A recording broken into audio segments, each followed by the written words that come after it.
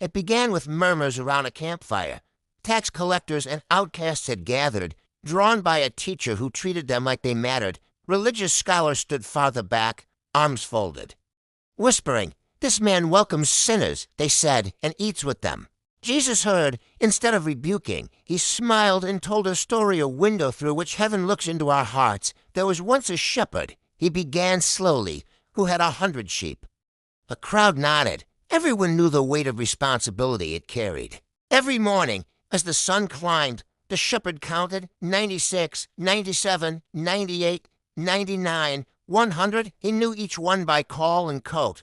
But one evening, as he tallied them into the pen, the number stopped short, 99. Whispers rippled through the listeners. They could see the scene clearly. Dusk falling, sheep safe behind stone walls, and one missing bleat echoing. The shepherd listened. Somewhere in the wilderness. One small voice cried out. He closed the gate on the 99 and started walking. No sensible farmer did that. To leave many for one risked losing everything. But love calculates differently. He slung his cloak tighter and stepped into the dark. The path wound through gullies. The moon slid behind clouds. Outcalls pierced the night. Every bush looked like movement, every rock like danger. He climbed, stumbled, called, "Little one, where are you?" No answer. Hours stretched thin. The cold bit his hands.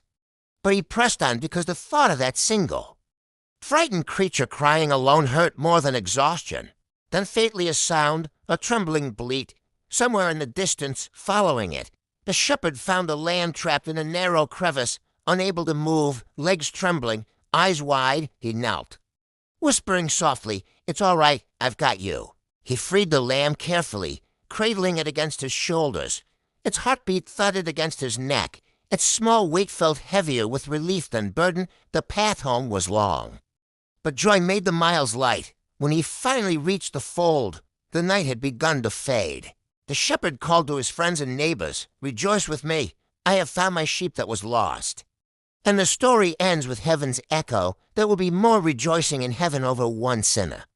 Who repents than over 99 righteous persons? The crowd that day grew silent. In their minds, they could see the shepherd framed against dawn, smiling through tears, holding a once-lost sheep close, but for others. The story was more than parable, it was personal, because in heaven's story, we are the lost one. Jesus later called himself the Good Shepherd. The Good Shepherd, he said, lays down his life for the sheep. Think of it. The Creator calling himself caretaker.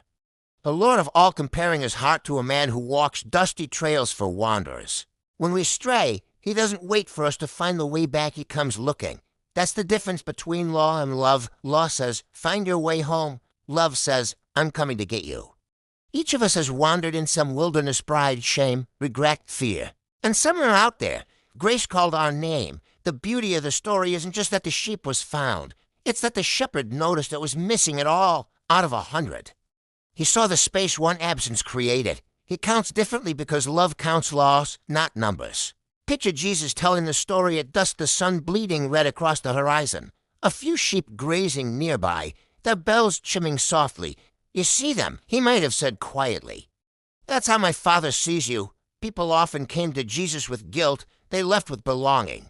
The lost sheep didn't crawl home ashamed. It rode home rejoicing on the shepherd's shoulders. There's no scolding in the story, only rescue. That's the heart of redemption, joy replacing judgment. If you've wandered, hear this clearly. Your shepherd still hears your bleat. You are not too lost, too broken, or too far gone. He's already on the path, already calling your name, already pushing through brambles of time and circumstance to find you. And when he does, he doesn't drag you back. He carries you home. Grace doesn't gamble on crowds. It saves the one.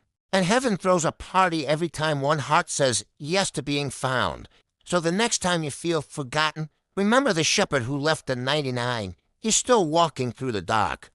Land on high, whispering, "Where are you?" And when your voice trembles back, he smiles and says, "I've got you now."